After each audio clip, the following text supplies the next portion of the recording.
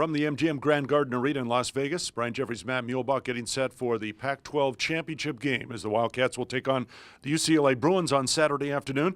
And Matt, for the Wildcats, boy, it's been a tremendous start here, beating Utah and Colorado, allowing 41 points a game, under 28% shooting. We've seen this defense all season long. It's been good. Is it now great or beyond? Yeah, I mean, they just came in with a focus. We talked about Sean Miller early in the year, honoring the process. But it's now been really for him locking in, and that's, you hear all the players talking about them. They have been absolutely locked in, great individual defenders, but now that collectively you see the team defense. It's as good as anybody in the country in my mind right now. We talk all the time about defense leading to offense, and it just seems like Arizona right now has got the flow going on both ends of the court.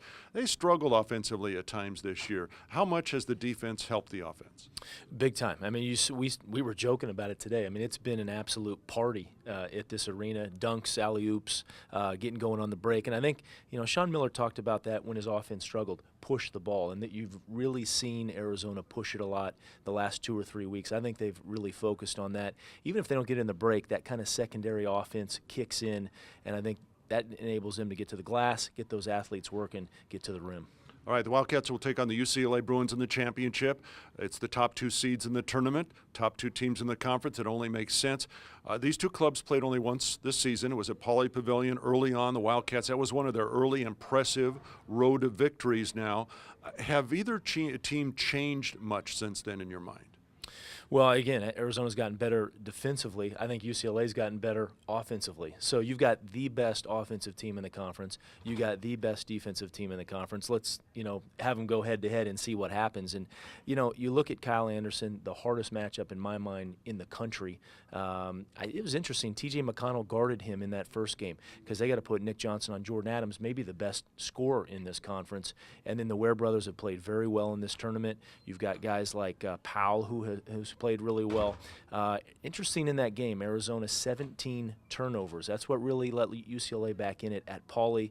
Arizona turned it over a lot in the first half tonight, really settled down, didn't turn it over much. That could be the key to the game. You mentioned the Ware twins, and all due respect to them, Caleb Tarczewski here has a chance to dominate inside. Now, do you expect UCLA is going to pack that middle like we've seen so many teams do to try and keep the ball out of Zeus's hands?